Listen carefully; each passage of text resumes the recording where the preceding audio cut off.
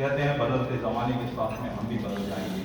विज्ञान चाहे कितनी प्रगति करे उसका साथ निभाएंगे, पर हम अपनी संस्कृति, सभ्यता और संस्कारों को खत्म कर पाएंगे। और हमारी संस्कृति, सभ्यता, संस्कार हमें सिखाती है कि किसी के लिए कुछ देना चाहिए।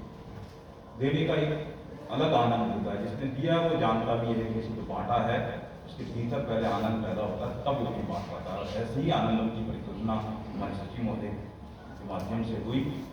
हमारे तकनीकी शिक्षा परिवार के सदस्य मैं पठान साहब से निवेदन करता हूँ। प्रधानाचार्य प्रदीप शर्मा जी, आरपीसीटी के अध्यक्ष रिवाड़ साहब और मेरे साथ सारे शिक्षक साथी।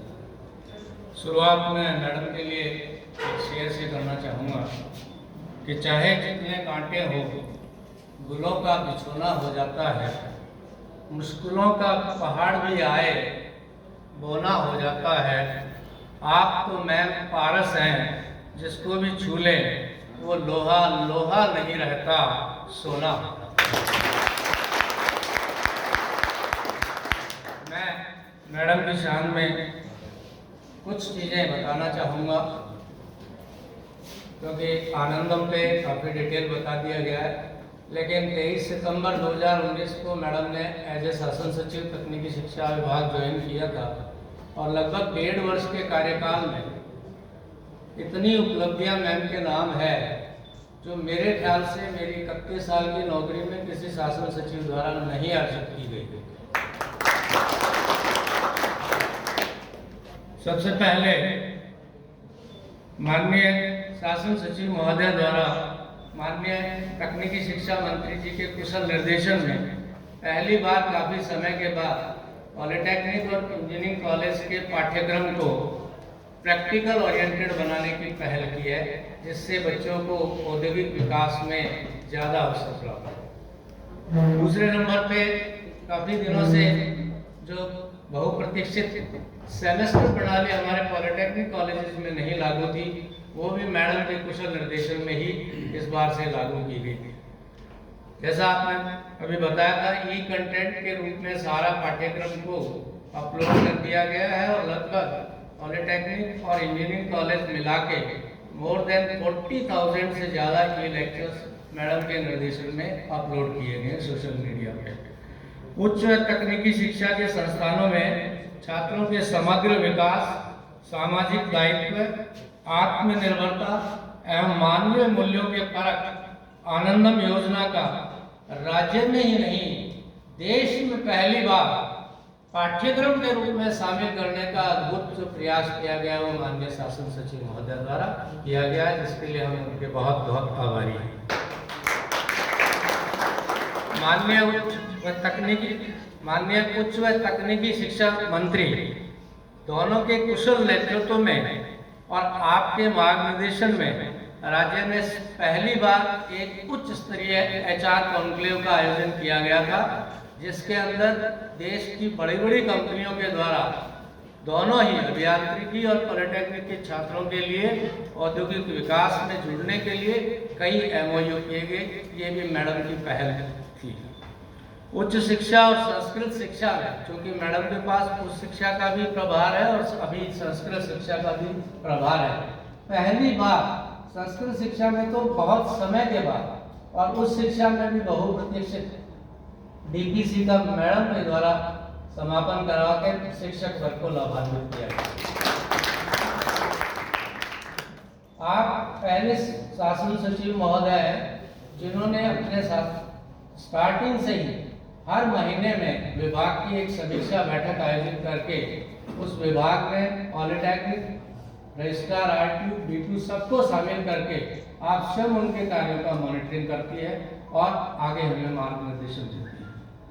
अभी तक आपके सकारात्मक सहयोग से पॉलिटेक्निक शिक्षकों का बहुप्रतीक्षित 7वां वेतनमान भी अपनी आगे गति पर है और हम सभी मैम आपसे आशा करते हैं कि आपके द्वारा ही हमें इस एक जो हमारी आशा है वो पूरी होगी, ऐसी मैं समस्त शिक्षकों की तरफ से आपसे आशा करता हूँ।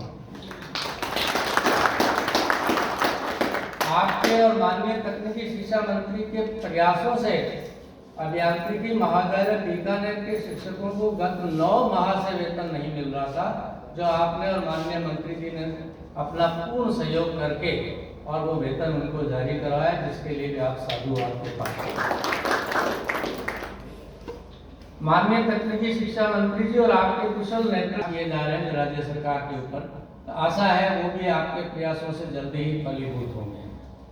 माननीय मंत्री महोदय जी के निर्देशों की अनुपालना में आपके कुशल मार्गनिर्देशन में जल्द ही board of technical education Rajasthan को भी एक वैधानिक रूप से सुदृढ़ करने का प्रयास किया जा रहा है, जिससे हम लोगों को हमारे जो भी कार्य हैं परीक्षा संबंधी उनमें एक ऑटोनॉमी प्राप्त हो।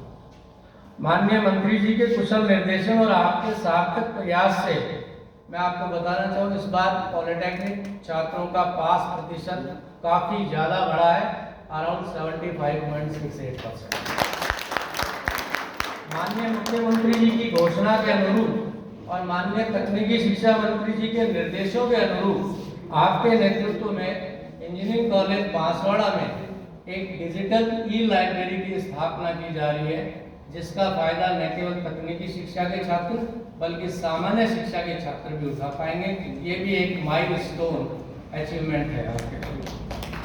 माननीय तकनीकी शिक्षा मंत्री जी के कुशल नेतृत्व और आपके सार्थक प्रयासों से तकनीकी शिक्षा के जो शिक्षक हैं, चाहे वो इंजीनियरिंग हो चाहे पॉलिटेक्निक, उनके लिए नवीन सरलीकृत उच्च अध्ययन पॉलिसी जारी की गई थी 20 जुलाई 2020 को, जिससे भी सभी शिक्षकों को अपने उच्च अध्ययन को लेने में काफी जो परेशानियां की अधिकतम बैठकें आपके कार्यकाल में की गई है, जिससे अभियांत्रिकी महाविद्यालयों में विकास के कार्यों को जल्दी से जल्दी अंजाम दिया गया।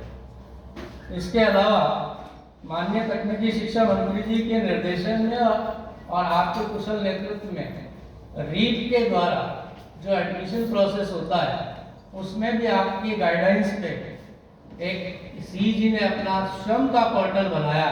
ये भी एक बहुत बड़ी अचीवमेंट रही, जिसको हम हायर करते थे वो सीजी के स्टाफ, जो चूंकि हमारा ही स्टाफ है पॉलिटेक्निक से भी है और इंजीनियरिंग कॉलेज से, ये भी एक बहुत बड़ी अचीवमेंट रही। साथ ही मैडम के निर्देशन से ही पहली बार सीजी ने 35 किलोवाट का अपना एक सोलर प्लांट लगा के लगभग 60% बिजली की बचत की है। ये भी आप लोगों के लिए प्रेरणा है, समस्त पॉलिटेक्निक शिक्षक। अन्य मैडम के कुशल मार्गदर्शन में सीजी में गैट एकेडमी भी पहली बार स्थापित की गई है। मेरे पास लिस्ट बहुत लंबी है, आप बोर न हो जाए थोड़ा। माननीय तकनीकी शिक्षा मंत्री जी और आपके कुशल मार्गदर्शन में सीजी द्वारा छात्रों को